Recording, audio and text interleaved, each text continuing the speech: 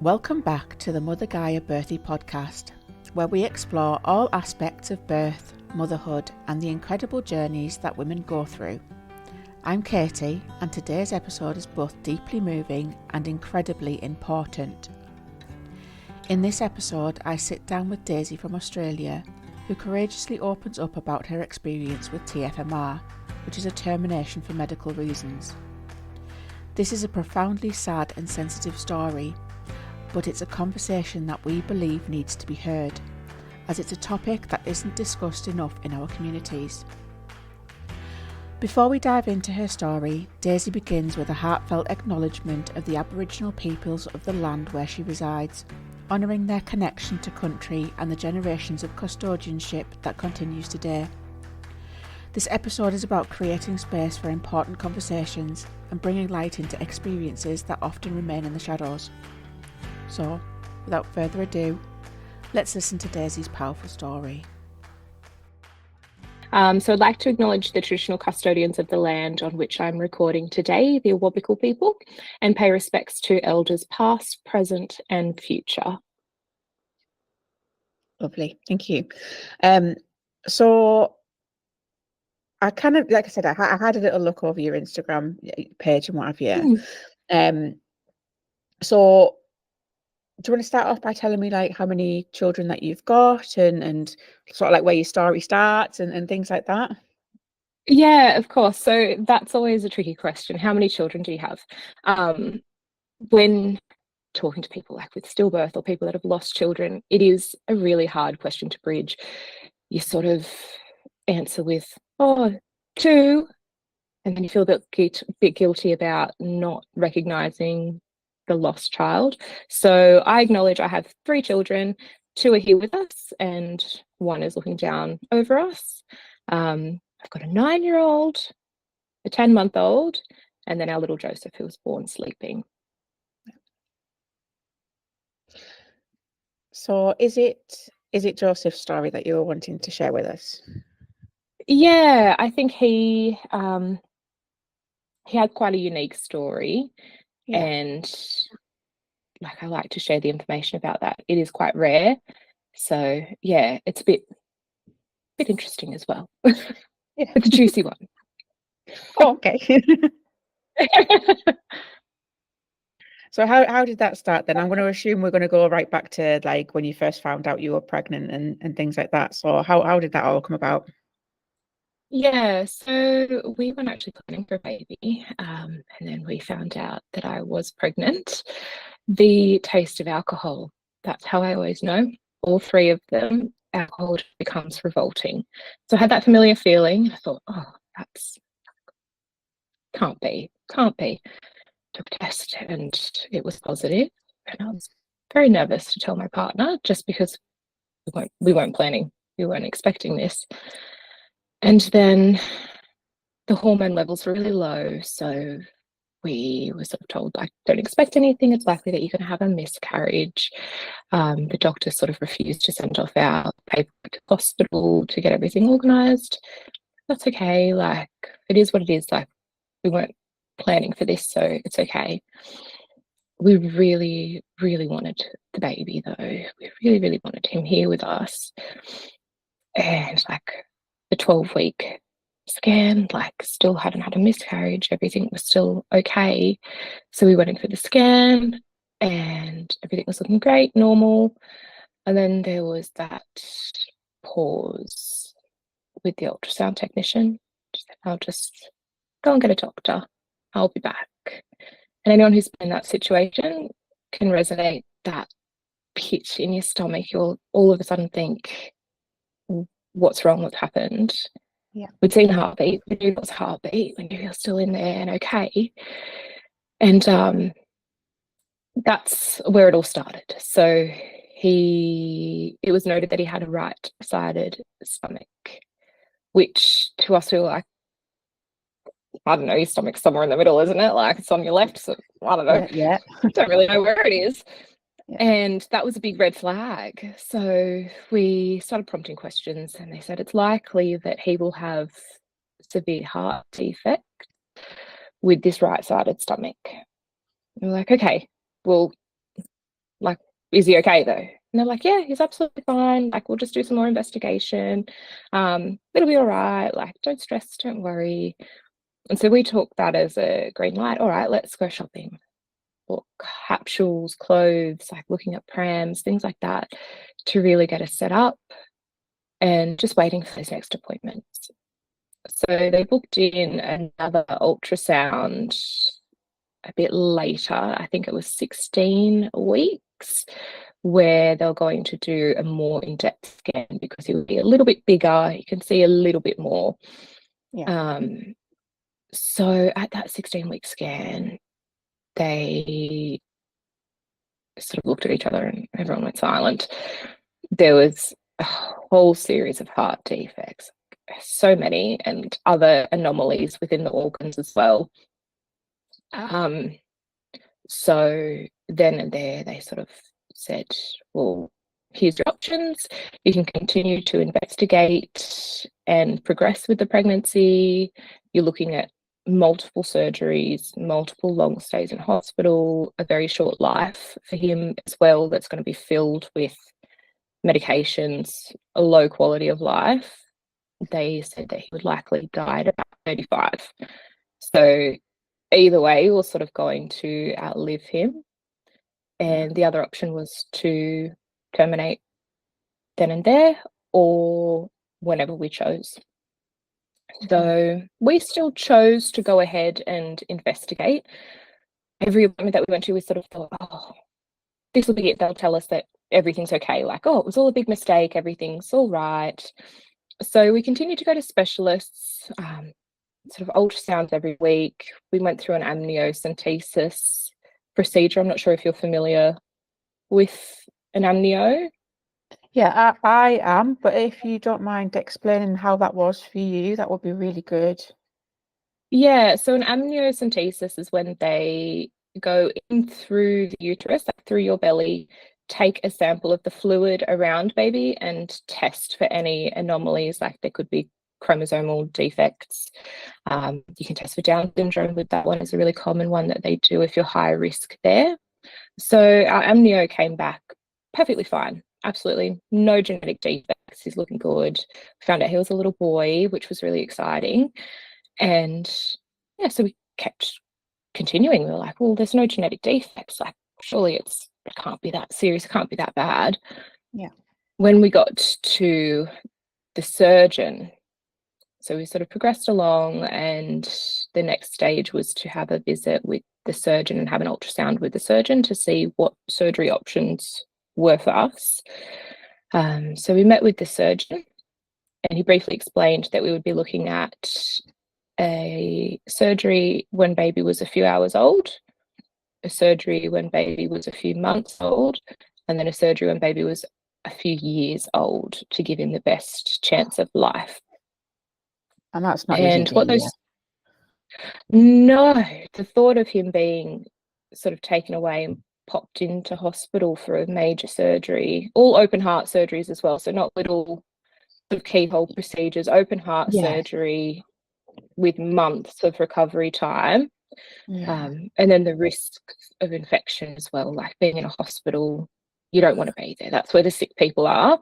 Yeah, so we sort of discussed that, and we were considering that. We thought, okay, we'll go through the surgeries.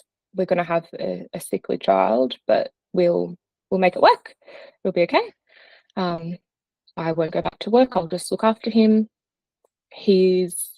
Joseph's prospects were never being able to attend school, never being able to play sport because of his surgeries. The deoxygenated and oxygenated blood would be mingled together. So he would have a really low oxygen level going throughout his body, which then in turn leads to difficulties like brain problems because they're not getting enough oxygen. Any wounds take a really long time to heal. Just a really low quality of life.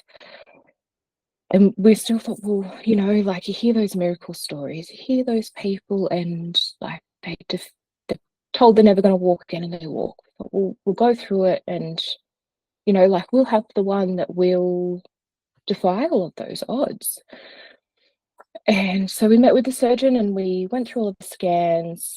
After he explained all of that to us, like there was still that we don't really want to have a sickly child. Like it's not fair to bring someone into this world and have them suffer their whole life just because we don't want to deal with the aftermath. Mm-hmm. And the surgeon made the decision for us. He said, I'm really sorry, I can't operate. It's just too severe. Yeah. There's no chance that he's going to live through all of this. I don't want to put him through that, knowing that he's not going to survive anyway after these procedures, after these surgeries. And that sent us into a bit of a spiral, like, well, we'll go to America. There's more surgeons in America. Like, we'll go over to America and we'll have it done over there and things like that. All the while, like, I still have an older child at home who needs my attention. Yeah. So, yeah, we sort of went through a bit of hope for a while before coming to that realization that he wasn't ours. He wasn't meant to be here with us.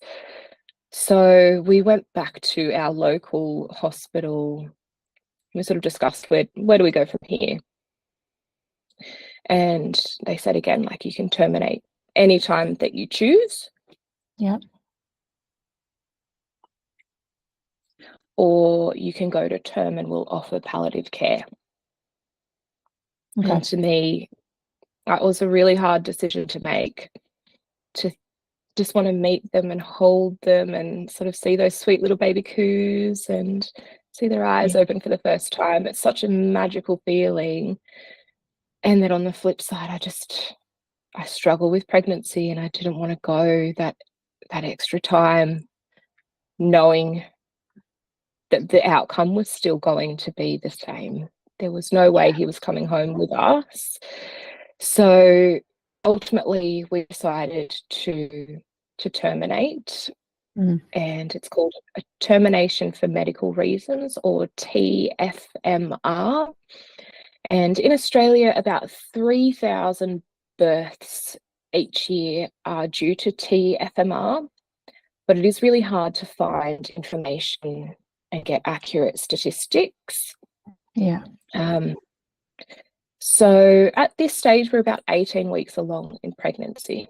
And it's a really important milestone in Australia. At 20 weeks, your birth is recognised as a stillbirth and it's registered. So your name's registered, your birth is registered. Anytime before that, they don't register the births. They sort of just count them in as a statistic. And that in itself is awful. It shouldn't be a thing. It shouldn't matter. That baby should be registered regardless of how many weeks gestation you're at. It shouldn't make a difference. I agree. It's still a life. It's still a baby that people have wanted, and you can get memorial certificates and things like that, but it's not quite the same. I feel like they really it's like a gravitas type thing, isn't it? The recognition isn't there that you've carried a life and you've given birth and you've gone through all of that sort of emotional turmoil as well. So to reach 20 weeks was a really big milestone for us. I did not want him to be a statistic. I didn't want a memorial certificate. I wanted his birth to be registered. I wanted him to be named. I wanted to go through with a funeral. So we spoke to the doctors about that. And there's a delicate line in Australia as well that after 22 weeks, it's sort of near impossible to have a termination. You need a lot more steps in place. And I understand that's to protect the baby. They begin to feel pain at that age. So we decided at 21 weeks that we would go ahead, knowing that he wouldn't be in any pain. There is a procedure that they do after 22 weeks where they stop the baby's heart in utero to make sure they're not feeling that pain when you give birth to them. Yeah. So we started the induction process at 21 weeks, and our sweet little baby boy was born ankle. Are you familiar with that term? Yeah, being born in the uterus sac. Yeah. Yeah, it's so magical. It's really rare as well. So it's about 1 in 80,000 Yeah. births at I think ankle. it's where the mermaid, well, like part of the mermaid myth comes from, because they almost look like they're in Yeah, a see-through egg type thing. Yeah. yeah, it's beautiful to see. Or a veiled birth as well, it's called in some cultures, but it's Yeah. meant to mean that the baby is really lucky. Yeah. So he was born ankle, which was just amazing. He came out in his little sack, placenta still attached, everything came out in one fell swoop. And we were able to hold him in his sack and just Yeah. see what he looked like on the inside, which, like a medical perspective, is really, really amazing to see. But as parents, we felt like he was still protected in there, like he was still safe in his little bubble, and Yeah. we could hold him without feeling like we were going to break him. They are quite Yeah. delicate when they're Very small, and fragile. there's, Very, very fragile. Yeah. yeah, and their skin, especially, is very delicate. Yeah. Yeah, so after the induction process, anyone who's been induced can probably vouch for this horrible, horrible way to give birth. Have you ever gone Yeah. through an Been induction? there, done that. Horrendous. Oh, Yeah. it's not nice. It's not No. natural. It doesn't feel natural. No. Um, the contractions, then, like, you can't breathe through them. There's no rhythm to it. There's no rhyme or reason to it. You just, Yeah. Mine had no break in between them. That was oh, just that's at the awful. height of a contraction for an hour. Oh, that's awful. That is Yeah. awful. I can't So yeah. So even. yeah. It is what it is. Did you get the other side effects? I had vomiting Yeah. and yeah. I got really dizzy. I felt like I was going to pass out, but never actually passed out. But I also got a lot of stuff afterwards as well. So I got postnatal depression and things like that as well, from the amount of drugs and false hormones and things that they put into you for it. So yeah, Oh, it's not a nice procedure, and they need to be telling people beforehand. yeah. Yeah, Yeah. I had no idea. I thought, oh, they just sort of popped in, broke your waters, contractions started, on your way. Great. Yeah. No. Yeah. No. No. No, no. No. There's a few different ways that induction can be done as well. Hmm. Mine was medication, because they weren't concerned with how baby would come out. But Yeah. when they're, like, obviously preserving life, it's a lot more physical. So they get in there and there's balloons, and it's just, Yeah. it's not nice. No. And I mean, sort of from the other side of that, at least, like, I don't want this to sound as awful as it is, but yes, I went through a lot of crap, but I still had my baby at the end of it. You're then going through all of that crap to not have your baby at the end of it, and it's And like, not bring him God, home. you can still talk yourself through all of this. Oh, I'm going to have my baby soon. I'll be able to look him in the eye soon. I'll be able to take him home soon. Blah blah blah blah blah. And you're going, I'm doing this, and I've got nothing to show for it. Blech. Yeah. Yeah. They did warn us about that as well. They said a lot of the times that when induction is done for a termination or for a stillbirth, the baby that's already passed in utero needing to be delivered, that it can take days, because the oxytocin doesn't kick in. There's no negative feedback from the baby pressing down on the cervix to help stretch everything out. Yeah. The labor can just take a really long time to progress. Yeah. I was And lucky it obviously was with it over being in so time. small as well, you're going to have no weight there to help, and Yeah, to gravity's not going to help with help, and that. yeah.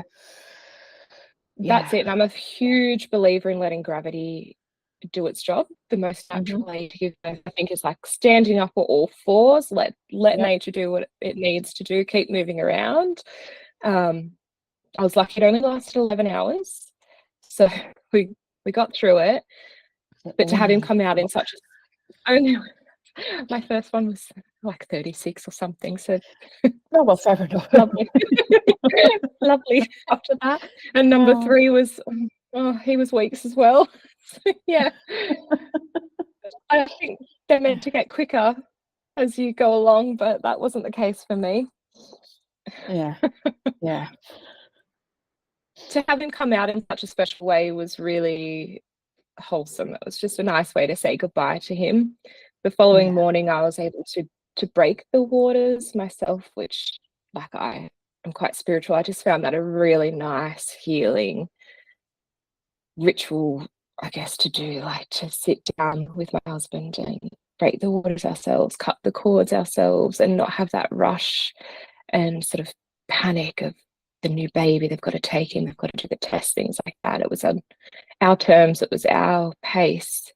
So it was a really nice time to spend with him. And I am so grateful for our medical system here, because we did get that time. We got our own private suite with him. We were told we could take as long as we needed with him. There's company over here, an organisation, I don't know what the correct term is, probably an organisation, Cuddle Cots, and they donate cool cots. Yeah, I think I've heard of them. I don't know whether we've got something very similar here, if not the same thing, to be honest with you. Yeah, so it was nice to have that reassurance that we could pick him up and hold him and cuddle him as we wanted to, and then his sort of deterioration wouldn't be as extreme when we weren't holding him. Yeah. And yeah, so it was a big roller coaster going through all of that, and then planning a funeral. I had the funeral planned before we went to hospital, because we knew what was happening. You're not going to be in the right, I mean, you're not in the right headspace to be doing that anyway, but you're absolutely not going to be able to do that afterwards. It's a lot of it's a lot to expect anybody to have to do. Yeah, that's it. And my heart really goes out to women going through stillbirth that don't know, like, we're not planning for this, because you just hit with that shock. Like, we had weeks to prepare, we had weeks to adjust to know what was going to happen, and still nothing can prepare you for it. No, but absolutely. The women that it happens to is a shock. It's horrible. I can't imagine feeling so ill prepared and just going in one day and realizing that your baby's not coming home with you. Yeah. It's having had two not stillbirths, I was very early on, but early miscarriages. It's you get to that point where you're like, okay, I'm pregnant, I'm gonna have a baby, blah blah blah blah blah, and then you literally go from 1 minute to the next to, actually no, you're not pregnant and you're not having a baby. And it's like, whoa, hang on. It's quite a shock. I wouldn't wish it on anybody. I wouldn't wish any of it. I wouldn't wish miscarriages, stillbirths, none of it. I wouldn't wish it on anybody. It's not nice to go through. But having people like yourself who are not happy to share, but are willing to share and to give your story, so that other people who are going through a similar thing can go, I'm not on my own. I'm not doing this by myself. There are other people out there. I can reach out. I can get help. I can get support. It's nice that we've got places to go. We've got people we can listen to, people we can talk to. It's good that we've got this. I think that's really important, because there's such a stigma around termination for medical reasons. It's barely spoken about. Like, you hear horrible trolls on the internet saying you chose to kill your baby, like that's on you, like their blood's on your hands, and it's horrible. And then stillbirth as well, we blame the mothers for that most of the time. Like, what did you do? You must have been doing something wrong to cause that, which just is not the case. So there's just fingers pointed everywhere about these uncontrollable circumstances. It's yeah, it's really horrible. So to have people that are willing to speak about it, like, I might get some trolls, I might get some hate. That's okay. As long as somebody, if I do it and one person feels less alone and feels like they can share their story as well, it's worth it. Yeah, definitely. Do you want to share the funeral and afterwards? Yeah, so we had organised the funeral before we went into hospital because I am a control freak. I wanted I hear you everything there. I to know be what that's like. so. Yep, I'm Yep. very particular. Particular is the word that we like to describe me as. I like things in a certain way. So we did a lot of research. Our local cemetery, I didn't like it. It wasn't good enough for our baby boy. So we did so much research to find a cemetery that I felt we would like to visit. We did find one about 40 minutes away from us. It's surrounded by trees, there's waterfalls, there's birds, there's deciduous trees. So in autumn, you get those beautiful red leaves falling. It's just absolutely special. Yeah. And there's a special place for babies in there as well, which just felt right. Yeah. So we went ahead and proceeded with those arrangements. He was cremated, but we didn't leave his ashes in the cemetery. He's at home with us on the mantle. Nice to have him home. The time waiting between when we left the hospital and when we got him home, when we got his ashes home, nothing could have prepared me for that, for this 2 weeks of sort of in limbo of just feeling like, where is he? Like, who's got him? What's happening at the moment? And they were keeping us updated, like, he's in the morgue, he's due to be picked up on this date, like, he's come into our care. They let us know when the cremation would take place, and we sort of all went down to the beach and scattered some rose petals and just had a nice, relaxing afternoon. But just waiting for him to come home, it was a really strange feeling because we weren't bringing a baby home per se, but we were still waiting to have him back. Yeah. And like, reflecting on that now, the miscarriage in that time before, when you do need to have a funeral, I wonder if that's the feeling. Like, you're just sort of waiting for someone to come home that's never coming home. And yeah, so it was nice closure to bring him home and to receive his ashes after that time, and really cemented in, like, he's gone. It's time to start healing now. It's time to start like moving through this. My 9-year-old was 7 at the time, and he had come into hospital and met him, which I thought was a really important stage for him, even though little Joseph was so small. And we prepared him, we said, like, he doesn't look like a cute little newborn baby. He's a little bit scary looking, but like, I think it was important for him to see that he wasn't coming home as well, and not be stuck in that limbo stage of mum was pregnant and now she's not. Yeah. And also to help him understand why, like, why we're upset, why we're crying all the time, why we're a bit distant, why we're stressed. And he handled it. Yeah. He handled himself so well. Kids are so resilient. We don't give them enough credit. Yeah, aren't they? Yeah, I think we try and shelter them from the bad things in life, but they do so well. They can handle it when age appropriate conversations happen. And yeah. So he, when the ashes came home as well, he set up a little shrine, which was just beautiful, and he's gone around and collected all of his favorite things and sort of popped them around him, and every now and then we sort of see him just holding them, and he's still like 2 years on, talks about him every day, and that's really they have nice. a relation. Yeah, they have a relationship still, even though he's not physically here with us. Oh, that's brilliant. That's really nice. Yeah, it's lovely to see, and yeah, to know that he is sort of one person in this world that's not going to have that stigma around not speaking about it. He'll tell people that he has a brother. He'll tell people that his brother's in the stars looking down on him.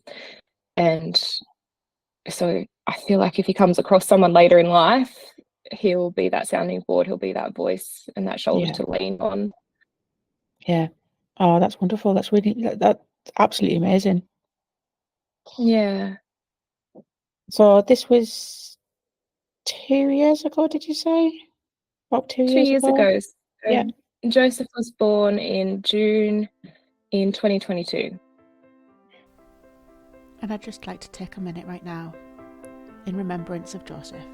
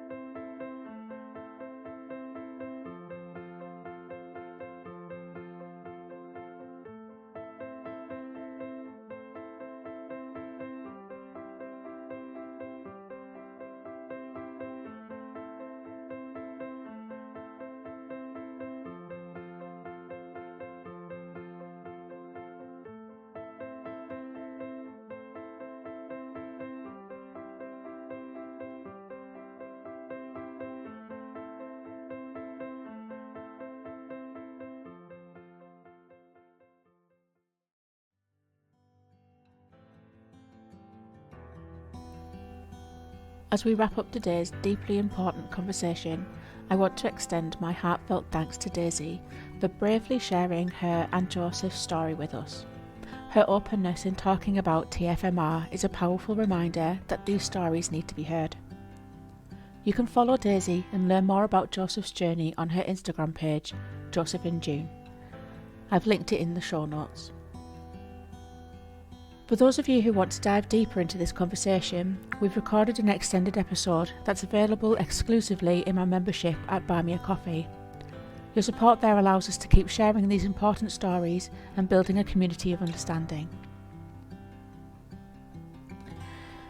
So don't forget to tune in next week for another episode of the Mother Gaia Birthing podcast, where I'll be joined by Jen Tapson of All Birth Hypnobirthing. Jen is also an NCT peer feeding supporter, and we'll be discussing the different ways to feed a newborn and the support we all need to do this. The episode airs at 6 p.m. on Friday. Thank you for listening. Until next time, take care and be kind to yourselves.